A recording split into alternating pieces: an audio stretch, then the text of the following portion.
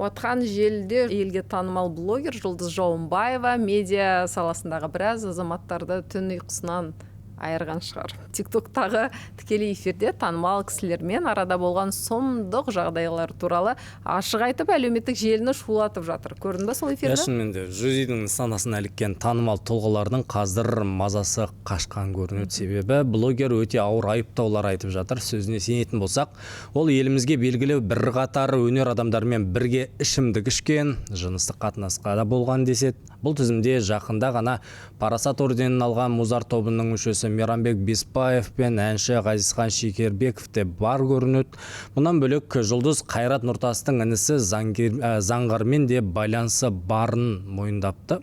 Оның айтуынша Заңғардың әйелі перзентханада босанып жатқан шақта олар Таиландта бірге көңіл көтерген деседі. Жози бұл мәлімдемелермен ғана шектелсе бір жөн еді. Бірақ алдағы уақытта басқа да былықтарды жариялайтынын айтып, елді қызықтырып қойды.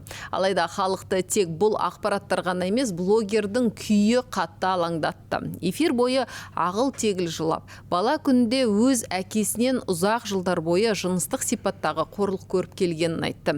Дәл осы сәтте оның камера алдында шар үрлеп, әлдене шегіп отырғандай көрінді. Бұл оның психикалық жағдайының қаншалықты тұрақты екеніне күмән ұялатты. Расында да Жозефинаның бұл әрекеттері желі қолданушыларының уайымын тудырды. Соған қарамастан Threads желісінде блогерге сеніп қолдайтындар қарасы көбейген. Жұлдыз Жауынбаева бұл азаматтармен бұрын шынымен де тығыз аралас-құралас болған және де қолындағы бейне материалдарды қажет болған жағдайда міндетті түрде жариялайтынын айтқан. Сонымен қатар ол қазір өзіне қатысты түрлі қауіпті ақпараттар тарап жатқандықтан жеке басының қауіпсіздігіне қатты алаңдап отырмын депті. Бұл оқиғаның ақ-қарасы әлі ресми түрде дәлелденген жоқ. Дегенмен Жозефинаның сөздері қоғамда үлкен резонанс тудырып, шоу-бизнес өкілдерінің репутациясына кәдімгідей салмақ салып отырғаны анық. Біз оқиғаның дамуын бақылайтын боламыз. Ассалаумағалейкум ағайын, эфирде ел не демейді жобасы және де біз бастаймыз. Амансыздар ма?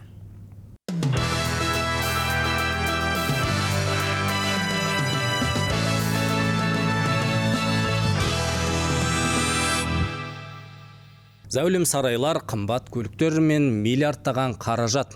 Алматыда атышулы Қыздарнет интернет ресурсын құрғандар ұсталды. Бұл жолға құрықталған азаматтар орындаушылар емес, дәл сол онлайн жезөкшелік сайтын құрып, басқаратын басшылары көрінеді. Күдіктілердің арасында IT компаниялардың негізін қалаушылардың бірі бар көрінеді. Тіпті тінту кезінде интернет арқылы жеңгетайлықпен айналысқандардан 144 миллион теңге, 1 миллион астам доллар қару-жарақ, оқ-дәрілер де тәркіленді. Сайт 2011 жылдан бері жұмыс істеп келді. Ішкі істер министрлігінің мәліметінше, платформада тәнін сатумен айналысқан 9000 адамның анкетасы болған. Көз алдына елестетіп көрші, отқан тек бір ғана сайт арқылы 9000 адам елімізде интим қызмет көрсетіп келген. Демек, сұраныс бар.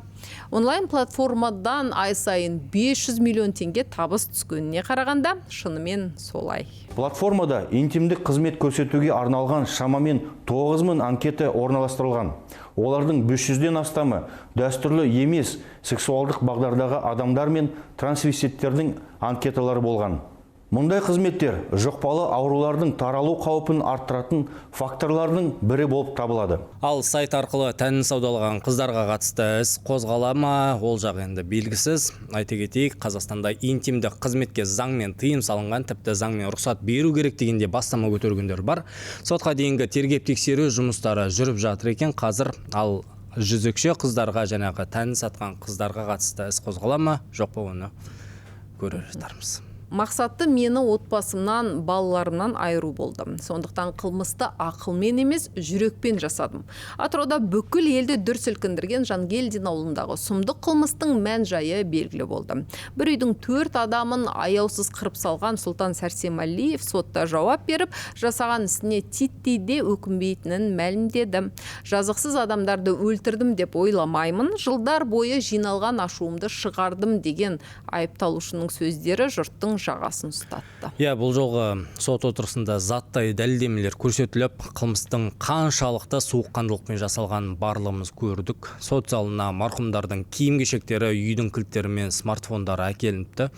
Айыпталушы қылмыс жасап болған соң үйден кішкентай балалардың планшеттерін де алып кеткен көрінеді. Қайынатасы мен енесін өлтіргеннен кейін үйдегі пайдаланылған ыдыстарды жуып, қабырғаға шашыраған қанды балтамен қырғанын да бойындаған. Сұмдығы сол, осыдан кейін ол су мен газ есептегіштерін суретке түсіріп те алған. Салқынқандылықтың шегі жоқ деуге болады. Судьяның неге марқұмдарға көп рет пышақ салдыңыз деген сұрағына ол жерге құлағанша салдым деп жауап берді. Ең сорақсы Сәрсенәлиев тергеу кезінде берген жауабында Мейрамгүлдің өліміне қатысты. Бір істеген соң үйреніп, істей береді екенсің деп айтқан сөзін сотта да растады. Психологтармен сөйлескенде де адам өлтірген үшін түнде шошып ояну, түс көру немесе ұйықтай алмау деген сияқты мазасыздық жоқ екенін мақтанғандай жеткізді. Қылмыстан кейін ол Индонезияға арзан мемлекет болған соң қашып кеткен. Бали аралдарында ақшасы таусылған соң жергілікті мешіт аумағында көмек сұрағанын айтады. Ал ұсталу сәтіне келетін болса, ол ешқандай жоспары болмаған, бәрінің немен аяқталатынын іштей түсініп, қарсылықсыз берілгенін жеткізіпті. Қайын жұртын қырып салған күйеу баласының тағдырын сот алдағы күндері шешетін болады.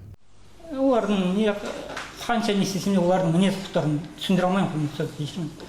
Өзім де түсінбей қалдым. Сол түсінбегеннен түсіндіре алмағандықтан осындай қылмысқа бардым деп есептеймін. Яғни кез келген адаммен диалогпен шешуге болатын еді, бірақ мен оларды қаралаған емес.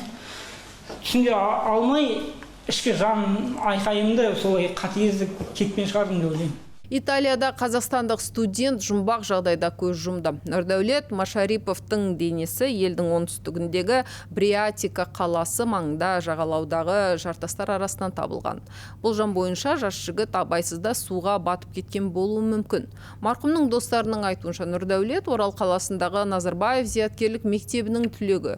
Ол мектепті сәтті тәмамдап, Кассина қаласындағы белгілі Уникас университетіне оқуға түскен. Онда 3-ші курста білім алып жатқан. Тағы бір отандасымыз жұмбақ жағдайда Америкада көз жұмды. Иллинойс штатында 24 жастағы Әсет Құралбайдың мәйіті табылды. Табу үшін ол 4 жыл бұрын мұхит асып кеткен көрінеді. Ол Чикаго маңындағы Форт Хайтс елді мекенінде тұрған. Әлеуметтік желі қолданушыларының айтуынша, бұл маңда тәуелсіз мемлекеттер достастығы елдерінен барған мигранттар арзан бөлме жалдап тұрады, әрі жергілікті қауіпсіздік рейтингісінде де қылмыс деңгейі жоғары аймақтардың бір ретінде танымал екен. Әсет ағасымен соңғы рет 2 маусымда сөйлескен, содан кейін байланысқа шықпапты. 5 күн бойы хабар болмаған соң жақындары алаңдай бастаған. 7 маусымда оның телефоны толық өшіп қалған. Осыдан кейін отбасы Чикагодағы таныстарынан Әсеттің тұрған жерін барып тексеруді сұраған. Олар оның бөлмесіне кіргенде жағдайдың күмәнді екенін бірден байқапты. Себебі Әсет үйінде барлық құжатын, банк карталарын және жеке заттарын қалдырып кеткен. Бөлмеден қоштасу хаты табылыпты. Онда марқұм өзіне бірдене болса, жеке заттары мен құжаттарын кімге беру керектігін жазып кетіпті. 24 жастағы қазақ жігітінің өліміне не себеп болуы мүмкін? Неге ол жоғалған соң көлігін қара нәсілді әйел тізгіндеген? Енді бұл сұрақтардың жауабын америкалық құқық қорғау органдары анықтайтын болады. Әсеттің де жақындары оның сүйегін елге жеткізу үшін отандастарымыздан көмек сұрап отыр. Неге жат елде қайтыс болған азаматтардың денесін қайтаруға кететін шығынды мемлекет өтемейді? Мен енді осы сұрақ мазалайды. Обал болады деген сөз бар. Онсыз да енді қара жамылған отбасы қыруар қаржыны қайдан табады?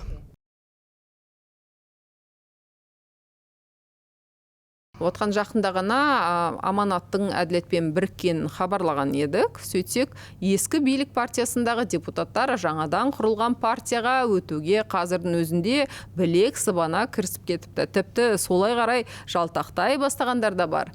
Ұпай жинап жатыр. Мәселен, осы уақытқа дейін аманаттықтардың алдыңғы шебінде жүрген Ерлан Саиров партиялық төсбелгісін шешіп тастапты. Біз 1 шілдеден бастап әділет партиясына өтініш беретін боламыз. Сондықтан мен өтініш беремін, ол кіреміз бе, кірмейміз бе, ол басқа сұрақ. Өйткені біз Аманат партиясының съезінің шешіміне бағынамыз. Сондықтан ертең әділет партиясының ызначогы болуы да ықтимал. Айтпақшы, отқан 2027 жылдың 1 қаңтарынан бастап мемлекеттік қызметтегі көке бажалар заманы ресми түрде бітеді. Мүмкін емес деп ойлаймын. Өткен аптада осы ақпарат жарияланды. Бұрын шенеуніктерге тек өз қол астына туған баласын не әкесін жұмысқа алуға болмайтын, олар бұл заңды айналып өтіп, туыстарын көрші бөлімдерге, ведомстволарға кіргізетін еді. Енді заң барынша қатаңдатылды. Егер сіз министрлікте не әкімдікте үлкен бастық болсаңыз, сізге тікелей бағынбаса да, сол мекеменің ешбір жерінде туысыңыз басқарушы болып істей алмайды. Тізім өте үлкен, алыс туыстарға да тіпті ресми некесі жоқ, бірақ бірге тұрып жатқандарға да мемлекеттік құрылымдарда жол жабылды. Ереже бұзылса не болады, жасыру мүмкін емес. Әр шенеунік қай мекемеде қандай туысы бар екенін ашық жазып беруі, яғни декларациялауы тиіс. Егер үлкен басшы өз мекемесінде туыстардың бірге істеп жатқанын біле тұра көз жұмса, заң бұзған үшін қызметінен қуылады. Бұл жақсы жаңалық қой. Менің ойымша да күшті бастама деп ойлаймын. Әсіресе тендер жүйесіне осыны енгізу керек. Нәтиже берсін деп тілейік. Жаңа заң жеңішіне жалғасқан сыбайлас жемқорлықты толық тоқтата ала ма? Әлде біздің шенеуніктер бұл заңды да айналып өтудің жолын таба ма? Өз ойларыңызды міндетті түрде комментарийге пікір бөліміне жаза кетіңіздер. Видеоны туысқандарға, әсіресе мемлекеттік қызметте істейтін таныстарыңызға жіберіп қойыңыздар. Жалғастырайық. Мен шындықты айтқанымды мойындаймын. Алматыда қамауда отырған Әділетхан Молдахан журналист Руслан Өтепбайға сот залынан шығарған тұста осылай деген екен. Әл-Фараби даңғылындағы жол апатынан кейін құқық қорғау органдары байдың балаларының қолшоқпары деген сөздерінен соң қамауға алынған заңгер әрі блогердің ісі сотта қазір қаралып жатыр. Өзі жала құрбаны болдық деген экс-полиция басшыларынан кешірім сұрағанмен бастапқы сөздерінде берік болып отыр. Оның отбасы мен қорғаушылары жәбірленуші тараптан, яғни бұрынғы полицейлер Ержан Ұзабаев пен Серік Шумаевтан ашық түрде кешірім сұрады. Блогердің жұбайы мен інісі 3 баланың әкесін қамауда ұстау тым қатал жаза екенін айтып, босатуды сұрап отыр. Алайда экс-сақшылар оңайлықпен берілетін түрі жоқ. Олар татуласу үшін темірдей шарттар қойып отыр. Әділетхан ресми түрде кешірім сұрап талап еткен моральдық шығынды өтесін деп отыр. Жазба келісім болмағандықтан прокуратура әзірге татуласу өтінішін кері қайтарған. Борыш бәріне бірдей. Қазақстанда ЛГБТ өкілдері мен асыра діншілдер мерзімді әскери қызметінен босатылмайды.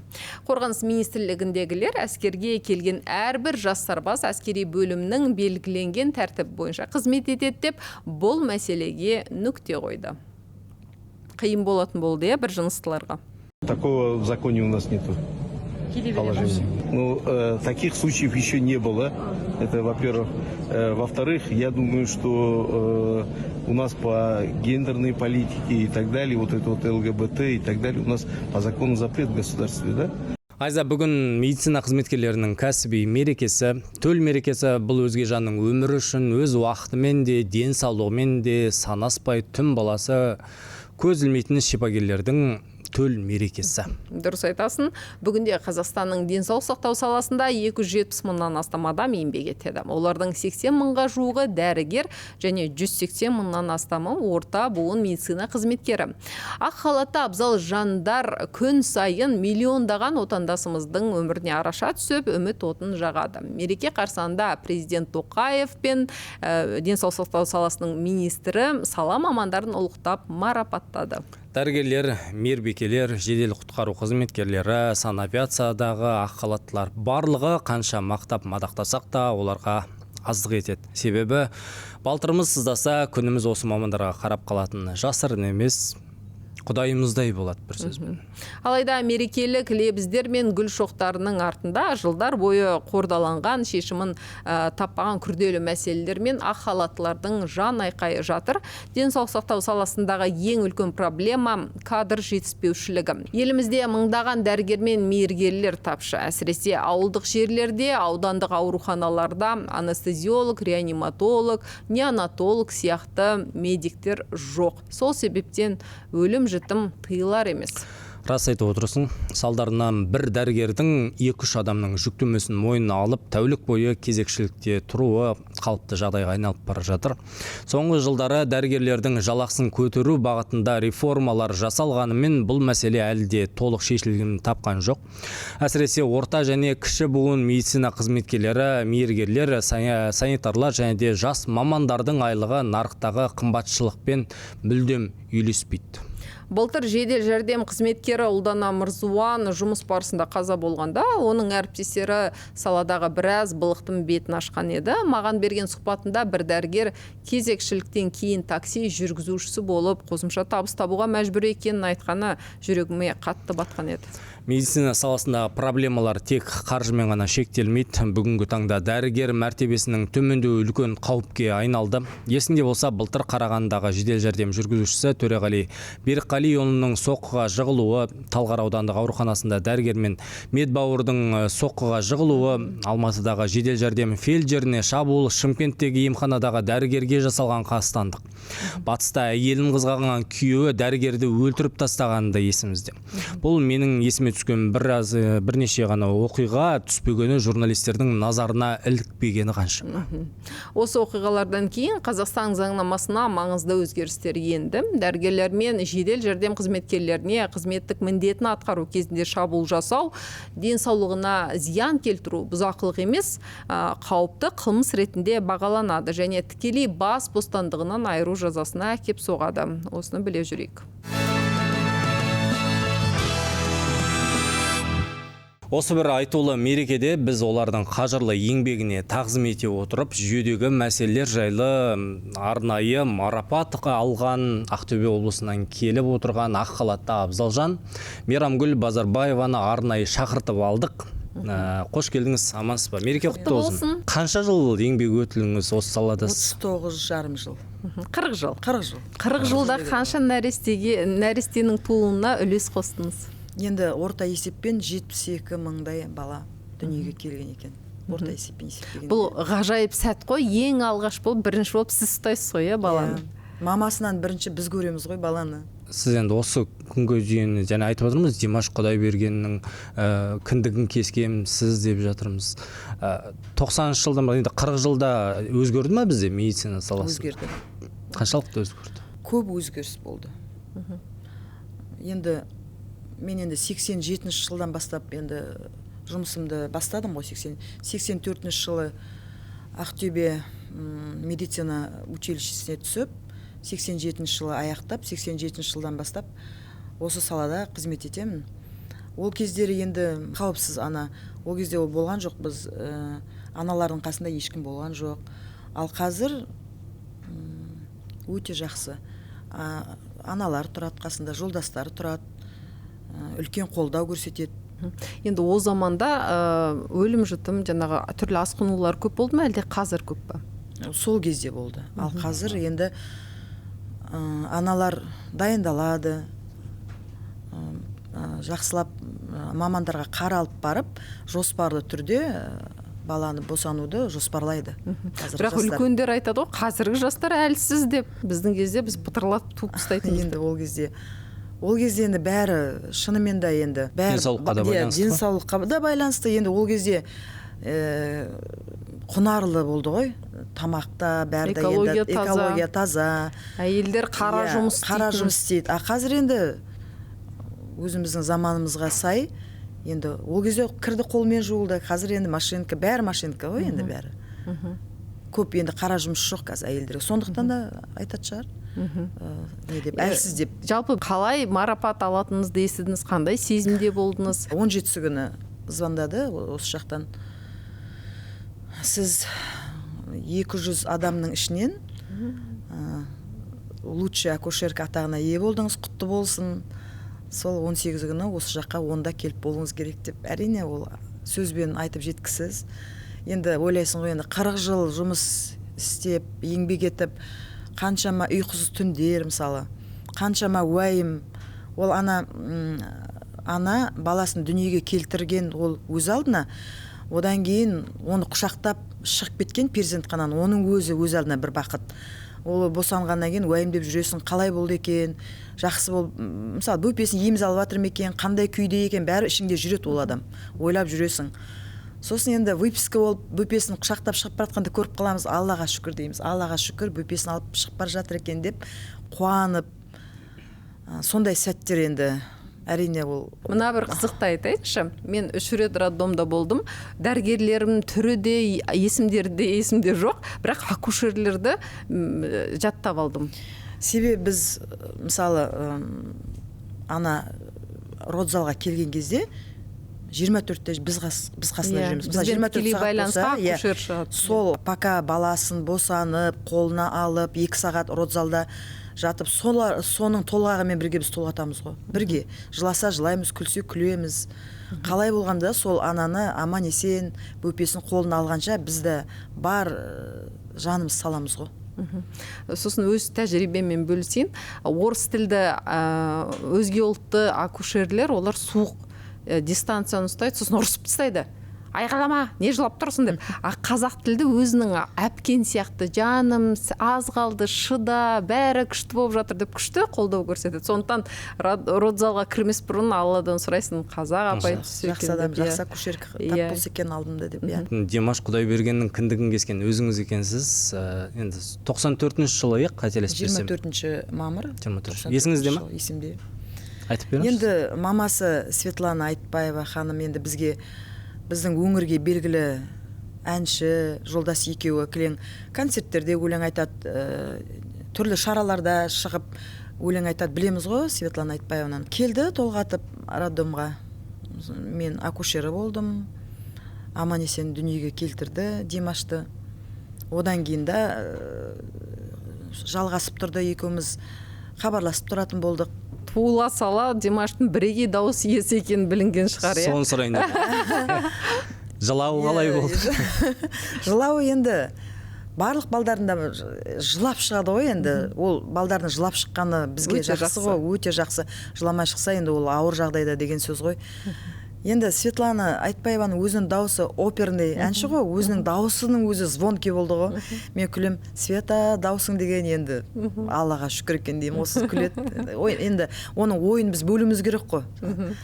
Содан кейін енді Димаш әртүрлі нелерге қатысып атты, білем, оның бәрін көріп жүрдік, телевизордан да көрсетіп атты. Содан бір кезде жарқ ете қалды ғой. Алматыға кетті, Алматыдан концерттерін көріп жүрдік, одан кейін Қытайға кетті. Мақтанасыз ба? Мақтанам. Көрген сайын жетістігін, Мақтанам. естіген сайын. Өте сол Димашпен мен қатты мақтанам, себебі өзіңнің кіндігін кесіп, өмірге әкелуге көмекші болған адам болғаннан кейін, енді өзіңнің балаң сонда жоғарыдан биіктен көрген, әрине ол өте қуанышты. Бақытты санаймын өзімді осындай бірегей баланы өмірге келтіргеніме. Димаш секілді Қазақстанда, кім білет шетелде шығар, 70 мыңнан астам балаңыз бар, иә? 70 мыңнан астам бала бар. Сол балаларыңыз өзіңізге қазір келіп жатқан шығар босануға? Иә, сол балалар енді уже үйленіп, енді уже 40-қа келіп қалды олардың да жастары. Өздерінің келіншектері маған әкеліп жатады босандыруға.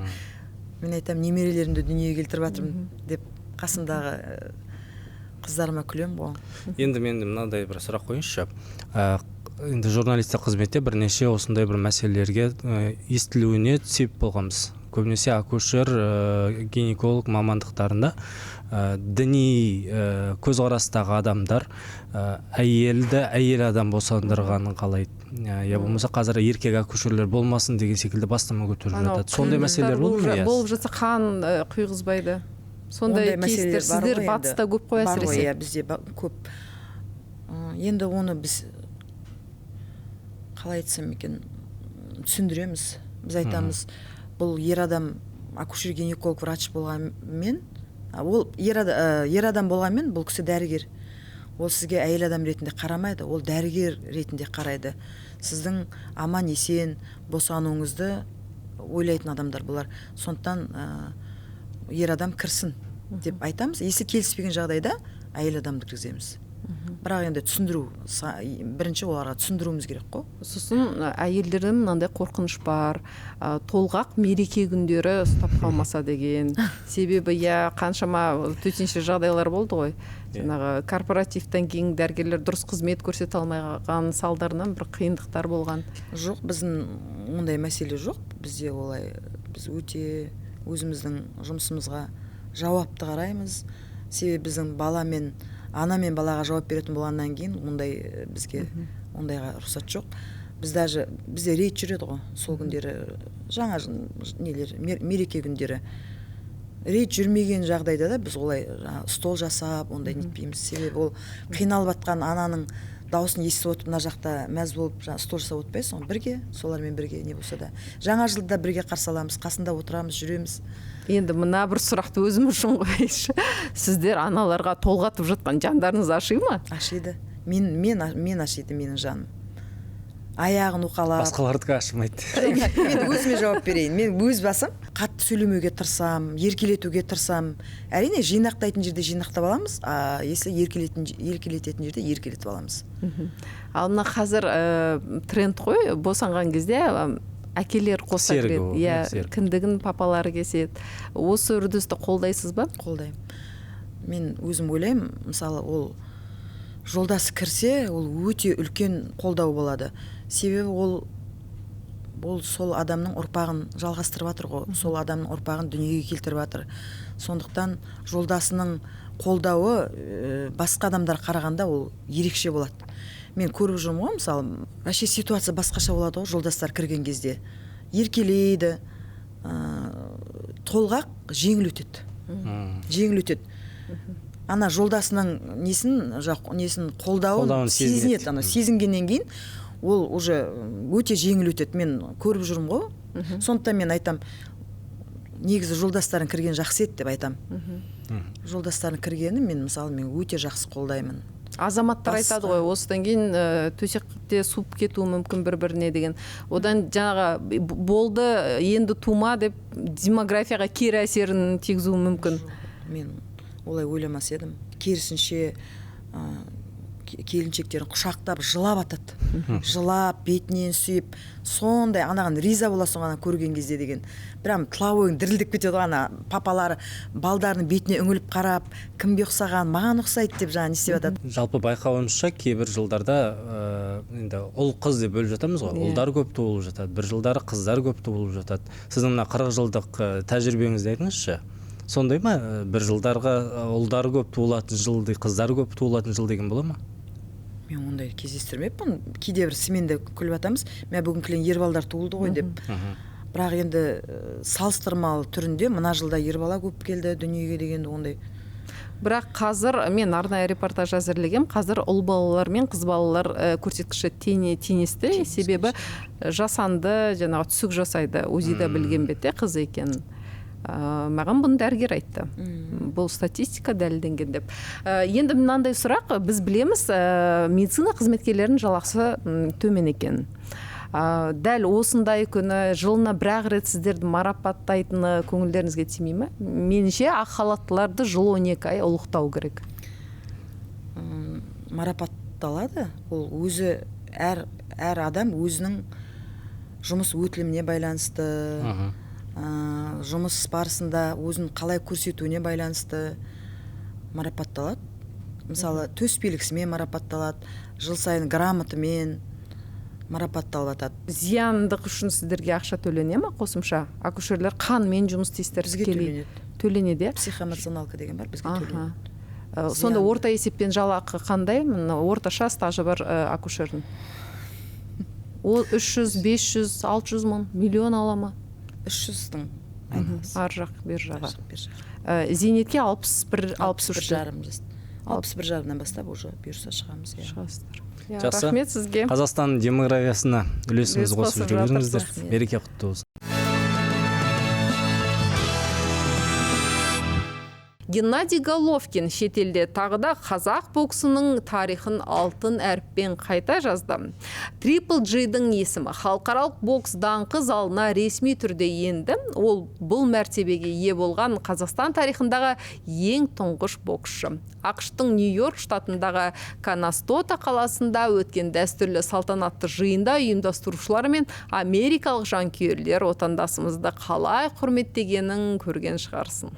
Көрдім де мақтандық. Бәріміз мақтандық. Әсіресе салтанатты шеруде Генаның жанкүйерлерінің ілтипаты ерекше сезілді. Оны көру үшін Американың шалғайдағы штаттарынан арнайы келгендер де бар екен. Шараның жүргізушісі Головкинді сахнаға шақырғанда оның кәсіпқой рингке дейін әуесқой бокста феноменалды нәтиже көрсеткенін ерекше атап өткен. Triple G әуесқой рингте 350 жекпе-жек өткізіп, оның 345-інде жеңіске жеткен. Жүргізуші оның техникалық дәлдігі мен жойқын соққысы орта салмақ тарихындағы ең үздік чемпиондық жетістіктерге алып келген спортшы екенін мақтанышпен жеткізді. Геннадий Головкин тек жеңістер мен титулдардың иесі емес, ол шынайы қарапайымдылықтың, мәдениеттің және намыстың символы. Бокстың нағыз елшісі. Осылайша ол барлық уақыттағы ең ұлы боксшылардың арасынан өз орнын заңды түрде алды. Бұл менің сөзім емес, сол жақтағы сарапшылардың, мамандардың бағасы. Шынымен де өмірінің 35 жылын боксқа арнаған Гена бұл құрметке әбден лайық. Салтанатты рәсімнен соңында жанкүйерлері Генаны жібергісі келмей ұзақ уақыт қоршап тұрған. Головкинді еш асықпай олармен суретке түсіп, автографтың берген. Өзі жоғарғы мәртебеге ие болса да, сондай қарапайымдылығын сақтап қалды. Қарағандылық қой себебі. Тағы бір танымал спортшымыз ыстық ұясынан ұшып, әлемдік топ клубтың сапына қосылды. Алматылық Қайраттың 18 жасар түлегі Лондонның Челси командасына ауысты. Қазақстандықтар Дастан Сәтбаевты ерекше шығарып салды. Қызылжарға қарсы матч алдында орталық стадионының үлкен экранында футболшының Қайрат академиясынан бастап Челсиге дейінгі бүкіл жүріп өткен жолы көрсетілді. Жанкүйерлер болса Дастанға арнап ерекше перформанс ұйымдастырып стадионды басына көтерді. Дастан жанкүйерлердің сенімін 100% ақтады десек қателеспейміз. Ол өзінің туған клубындағы соңғы ойыны нағыз бенефиске айналдырды. Матчтың 56 және 87 минуттарында гол соғып, дубль автор атанды. Нәтижесінде Қайрат 3-0 есебімен ірі жеңіске жетті. Осылайша жас шабуылшы Алматыдағы соңғы ойынын керемет әсерлі жеңіспен және голдармен аяқтап, лондондық клубқа өте көтеріңкі көңіл күймен аттанатын болды. Естеріңізге сала кетейік, Қайрат пен Челси арасындағы трансферлік келісім шартқа 2025 жылдың ақпанында қол қойылған болатын, бірақ ереже бойынша Дастан 18 жасқа толғаннан кейін ғана ресми түрде лондондық клубтың сапына қосылуға мүмкіндік алды. Айтарымыз осы, арнамызға жазылуды және лайк басуды ұмытпаңыздар. Көріскенше. Келесі жексенбіде жүздескенше аман сау болыңыздар. Ел іші тыныш болсын.